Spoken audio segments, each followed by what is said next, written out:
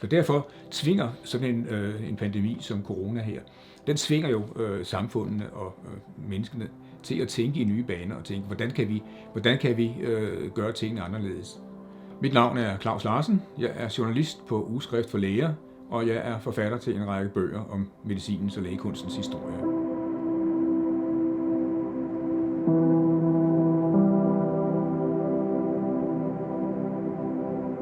Jeg har jo senest beskæftiget mig med den sorte død, altså bøllepesten, som brød ud i Europa i midten af 1300-tallet.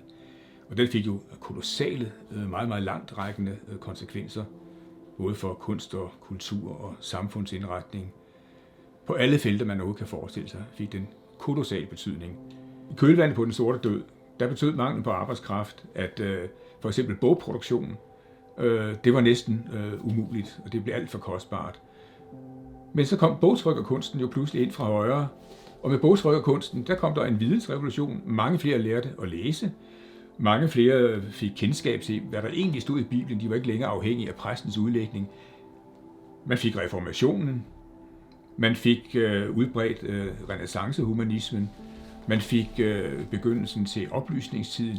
Det fik kolossalt langtrækkende konsekvenser, men det var der ikke en sjæl, der kunne have forudset i 1350, at det ville gå sådan. I 1350, jamen der var de umiddelbare følger jo bare nogle ret kortsigtede nogen, ligesom vi ser med covid i dag. Koleraepidemien, for nu at springe til en anden større epidemi, der ramte Danmark specielt i 1853, fik jo den betydning, at noget, som man havde talt om i lang tid, altså hygiejne, kloakering, bedre boligforhold, rydning af slummen i København, det blev der så pludselig fremskyndet. Altså, læger havde advaret om, at en epidemi kunne blive resultatet af det enorme svineri, som man fandt i København. Men der var ikke sket noget. Myndighederne sov. Men efter epidemien i 1853, der så man så pludselig, at man indså, der manglede ordentlige hospitaler, der manglede ordentlige plejefaciliteter, der manglede ordentlige boligforhold. Folk boede inde bag snævre volde i baggårde, selv baghusene havde baghuse, og svineriet var ganske kolossalt. Altså folk de boede jo oven på hinanden i 4 etager, og der var ikke træk og slip, der var ikke rindende vand. Alt vand skulle hentes ned i gården. Skulle man på lokum, så gik man ned i gården. Svineriet var ubeskriveligt, stanken var ubeskrivelig, og lægerne havde advaret om, at der kommer en epidemi. Den kom så også i 1853, og resultatet var, at man på længere sigt altså så en massiv indsats for en bedre folkesundhed. Man fik vandværker med rent drikkevand, man fik kloakeret, så man fik alt skidtet ud af byen. Så der kan man sige, der var jo allerede en hel masse tiltag, der lå og ventede, og som man havde talt om, men så ikke blev til noget. Men pludselig så kom der den her udløsende faktor, og så fik man altså pludselig det her enorme spring, så man i løbet af 30-40 år fik kloakeret, fik bygget Kommunehospitalet i København fra 1867, var det første synlige resultat, et kæmpestort, supermoderne hospital efter datidens kriterier. Og alt det var altså resultatet af, at man havde haft den her udløsende faktor, som var koleraepidemien i 1853. Man kan jo sige, at covid-krisen, eller coronakrisen, den har jo også sat fokus på nogle af de problemer, som man også sat fokus på i 1853 med koleraen. Altså jeg tænker på uligheden i sundhed.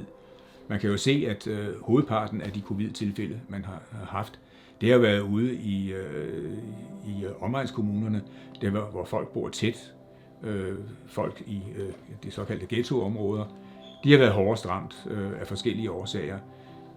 Der er en ulighed i sundhed, som der også var i 1853, og der kan man så sige, at det har jo sat fokus på den ulighed, fordi jamen, hvis de dårligst stillede i samfundet bliver ramt af en epidemi, jamen så kan den jo også sprede sig til de bedre stillede dele af samfundet.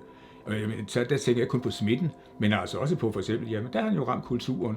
Koncerter bliver aflyst, spillesteder bliver lukket, nattelivet bliver lukket, museer må lukke folk ind i hold osv. Konkurser inden for økonomien, altså virksomheder går fallit. Der sker rigtig, rigtig mange ting, som også rammer de bedre stillede, som ellers skulle sige, men vi kan være ligeglade med epidemien, vi kan isolere os i vores sommerhuse eller i vores penthouse-lejligheder. Men det kan man ikke, fordi økonomien bliver også ramt, så det rammer hele samfundet.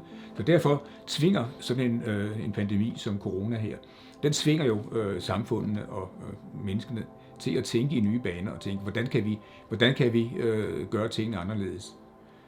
Jeg tror, det kommer til at tage tid, og vi aner jo ikke endnu, hvad der vil blive af konsekvenser på lang sigt.